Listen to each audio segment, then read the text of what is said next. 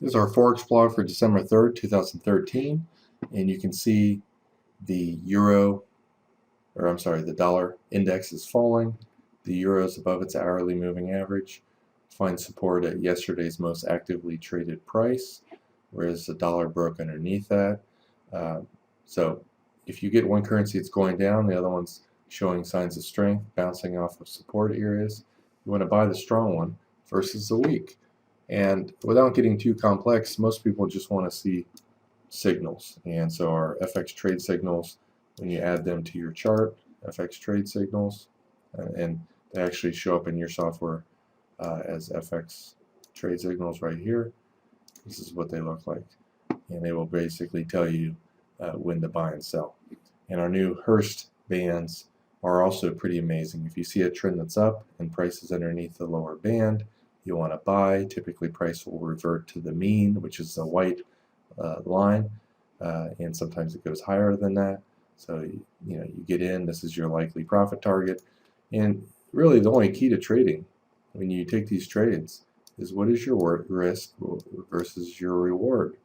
And even when you buy and the reward is just slightly bigger than the risk, you can see sometimes they go a little bit further.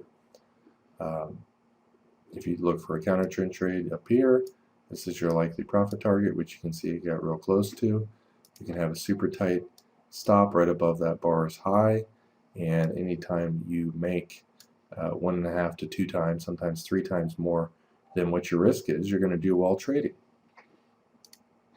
Let's get back to the currency indexes. This shows you as a chart what each individual currency is doing. So, and underneath that you can see the daily, weekly, and monthly trend. So the pound is in an uptrend on a daily, weekly, and monthly basis, and it had trouble up at the highs.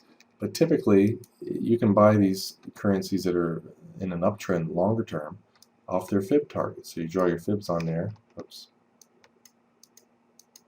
Sorry about that.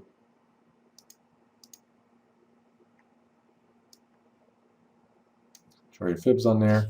And typically, somewhere between the 1.382 and the 1.618, you're going to get a bounce. So that was exactly around 910.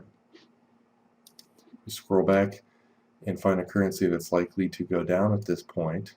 You can see the yen, the weekly and the monthly trend is up. It's way above our upper containment band, and containment bands most of the time, because we named them containment bands for a reason, contain price. So the pound yen, very likely at 9 o'clock to go up.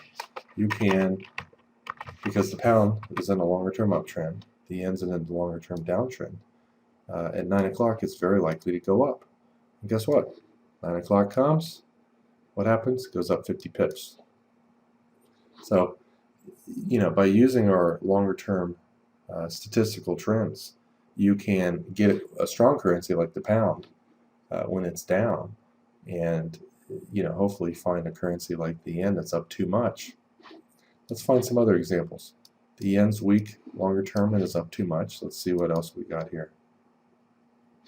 The New Zealand also is up a little bit too much, and its longer term trend is up, unfortunately, so the yen's a much better deal.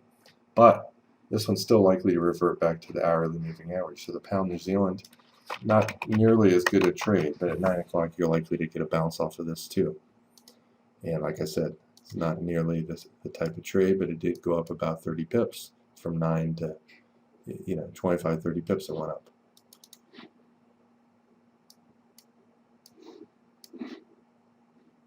The Australian, unlike the New Zealand, is also trending up for most of the day, and its longer term trend is down. Let's bring up the pound Australian at 9 o'clock.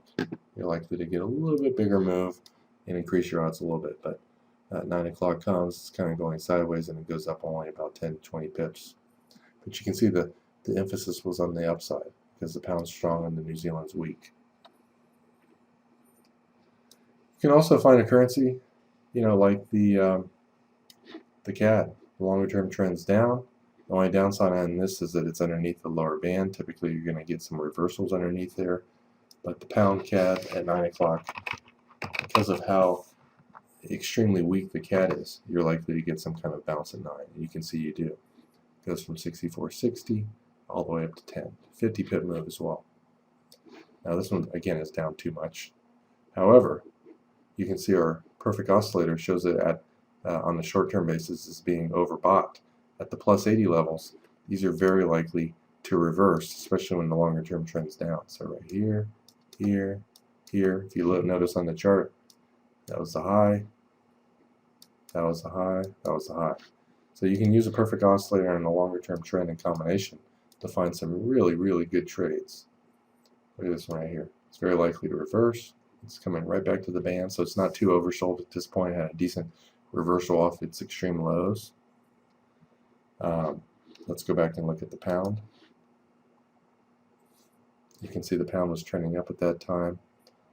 It's pulled back a little bit. Let's take a look at the pound CAD. It's 7. Probably going to get some kind of a bounce off of it, just because of how weak the CAD was. Coming up to 7, you wait for kind of a trend line break off the highs. Put your stop underneath here. This is your risk, and this is the maximum profit that occurred after your trade. You're never going to catch that, but you can oftentimes catch half, up to 70–80% of that. So as you can see, 50 to 70% of that lies in this range here. It's more than what your risk is, and that's really the only key to trading. Small losses, big wins. And again, for traders that don't want to have to learn how to analyze markets, learn support, resistance, Fibonacci's, trend lines, you can just simply use our signals and just eyeball the chart. If you see your currency is going up, focus on the buys. Focus on this, it goes up. Focus on this, goes up. Focus on this, goes up. Focus on this, goes up. And typically 3 to 12 is the most active time. After that, the volatility goes down, your potential profit target goes down, and as you can see, the buy signals after that, really don't go up that much. I still haven't plotted on the chart because I like to analyze the trades in totality, and even during the dead times, I want to see if a particular pattern is more likely to give a win versus a loss. But when you're trading, most active times, usually around 3 till 12, 11:30 to 12, unless there's a news announcement at 2 or in the afternoon, avoid that time and just catch the big moves during the active times. And when it gets above the upper bands, you can certainly look for a sell. These Hurst bands are new. I'm going to put a lot more code in there to find these trades. This was based on a completely different pattern, probably a double top at that particular level.